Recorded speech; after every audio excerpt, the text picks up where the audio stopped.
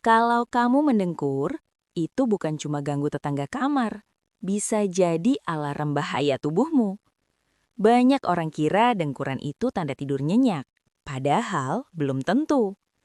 Mendengkur terjadi karena saluran napas menyempit, jadi udara lewat sambil bikin getaran. Yang bahaya itu kalau napasnya sampai berhenti beberapa detik. Ini disebut sleep apnea. Masalahnya, banyak orang nggak sadar kalau dia ngalamin ini.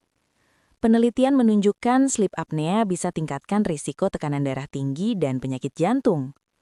Otak juga bisa kekurangan oksigen saat kamu tidur. Makanya, bangun terasa pusing dan capek.